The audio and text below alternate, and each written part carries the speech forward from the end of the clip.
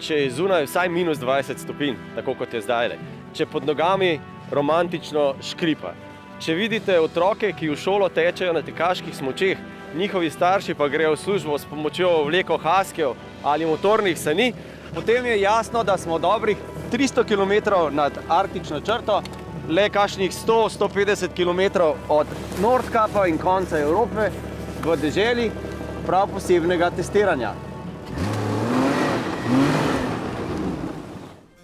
Smo torej v pokrajini, kjer se vozniki pozimi vozijo z gumami, iz katerih štrlijo kovinske špice, saj cestarji cest ne ščistijo do suhega.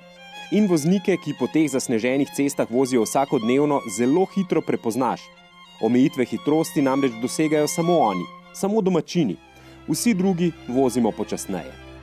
Da voznik avtobusa prehiti osebni avto, je torej nekaj povsem običajnega. Smo v pokrajini, kjer poleg običajnih asfaltnih cest poteka tudi mreža zasneženih cest namenjenih vožnji s sankami. Na njih pa veljajo enaka pravila kot na običajnih cestah. In smo v pokrajini severnih obzorij, v mestu Aurore, v mestu, kjer so avtomobili bolj ali manj vsi priključni.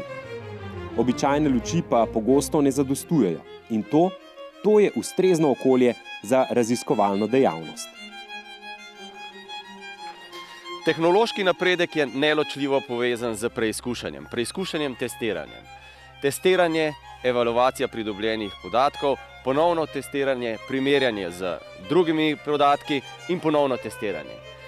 Zelo pomembno pa je, da so pogoji v laboratoriju skozi čim daljše časovno obdobje kar se da podobni. Ekstremno nizke, stabilne temperature in vozna podlaga z slabim oprijemom so idealen laboratorij za preizkušanje posameznih delov avtomobila, še posebej podvozja, krmilnega mehanizma in asistenčnih sistemov, ter seveda kombinacije vsega skupaj. Testiranja tukaj pa nikakor niso poceni, zahtevajo pa tudi veliko časa. Zato tukaj najdemo le podjetja iz tehnološkega vrha. V soseščini so na primer Porsche, Audi, Volkswagen, na drugem koncu na primer Mercedes z AMG-om, ampak nikakor pa niso tukaj prisotni vsi. Še manj je tu gumarjev.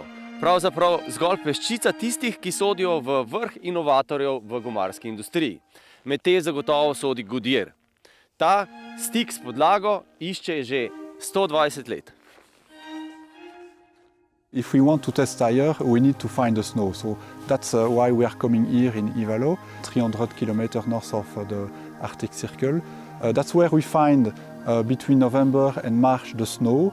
We make sure to have as much as possible stable snow. That's why, for example, we are testing mainly when it's dark, because we know the light is not interfering. But what you have to know as well is that we are going as well in other locations in the Alps. Want to test the tire during summertime, but we go to the other side of the planet in the south hemisphere. So you see, we are testing winter tire throughout the year, finding the different spots to be able to test the tire. Testing the tire is actually quite boring procedure. You must constantly repeating same thing, isn't it? Yes, that's a good summary. Yes, boring. Of course, but we need to have repeated result. I mean, we need to make sure that what is being done is done constantly the same way. If you test one tire, you test the second tire, you need to make sure you test them in the same condition. You must check the temperature, the state of the surface. The driver also is very important. The way he turns, the way he brakes. I mean, we should test the tire, not the driver. So yes, it could be boring at the end, but we need to make it as consistent as possible to be able to compare the tire. Yeah. But you get one field of measurement from instruments and the other from the driver. So there are different types of tests, and what we call in our jargon, it's objective testing, so that with equipment, and subjective testing, this is the feedback of the test driver. Objective testing, for example, the braking distance, you drive, you reach a speed, 100 km/h, you start to brake, and then using the GPS satellite, we measure the distance. Then going to the other type of testing, the subjective, there it's more the feeling that you get in your steering wheel. So, and that you need to have a pilot which will go on the track and feel when I do an angle, do I get the feedback from the tire? We have some measurement, but anyway, the most important is the feedback of the driver, because it's not only if it turns or not, but how it turns as well. We need to have very preventive behavior, so not too much oversteering, not too much understeering, and we need to judge the balance of the car as well. We could divide into several types of testing. So the steering is how the car reacts to a small angle. How do you feel when you turn, and do you feel comfortable with the direction And the response, probably. The response, Yeah. exactly, the center response and so on. Then there is the handling. The handling is when, for example, you have to avoid an obstacle which is in front of you. That's more to the, let's say, safety point. Then there is what we call the comfort. The comfort, this is more the vertical force. You drive on a rough road, and then you feel in your body, is it annoying or not? So we rate also the comfort. And then the fourth one is the noise. I'm sitting in the car, do I hear more or less noise? And that is rated subjectively by people. Because at the end, that's the people who are driving the tires. How you choose test driver for tires? What is the procedure? There is a test which is conducted by the responsible people. We have test driver who can drive with them and see what they're capable of. But that's the type of profile that you do not find easily. What we see also is that there are everywhere people who like driving in rally. Those guys are in fact landing in a company like Goodyear. Really? What makes them different than other drivers? Do they have more feeling for?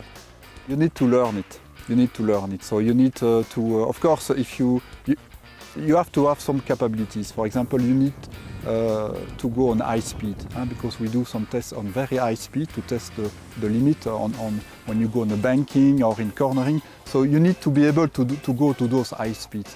Me, for example, I would not be able to do that because I don't feel comfortable. So you need to feel comfortable in those areas. And then you need to be trained. You need to follow the experienced test driver who will tell you, look at this type of what happens here, comparing the tire, comparing the vehicles, and also you learn. But that's a lot of on experience learning. There is no school that you could say, I will start and will be a test driver. Can we say that also the ordinary driver is getting something back from the tires when he drives? Clearly, the steering wheel is in fact where you feel the feedback from the tire. Because in fact, the only part which is touching the road, this is the tire. The tire captures the force, transmits it back to the driver. So that's really through the steering wheel. And if you compare, now it's difficult for a normal test driver because you drive in your car, you don't compare the tire. But if you would have the chance to do that, you would test several tires and you would say, oh, there is a difference. A spet smo pri dejstvu, da je za čutenje, kaj se dogaja z avtom, treba najprej izpolniti vsem dobro znani prvi pogoj. First of all, it's maybe all drivers need to pay attention and to be attentive all the time, and they need to check well the road, because first you see things, and then for sure you need to be attentive, to be well seated, not to be like that on a car. You need to have the right upright position, and then to be attentive as well about the body movement of the car, and that's through the seat and the steering wheel. We see trend that drivers of especially SUV vehicles are overconfident when they are driving, especially on the poor weather conditions. Could you say that, let's say, one type of the car, the tires, if it is good, works the same in same type of the car or not? No. Let's take the example of one SUV. It's quite one heavy car, and let's speak about the 4x4 SUVs. Customers usually think that they have a lot of grip with 4x4 vehicle. That's right, you can accelerate usually quite easily, but then you need as well to brake and to turn.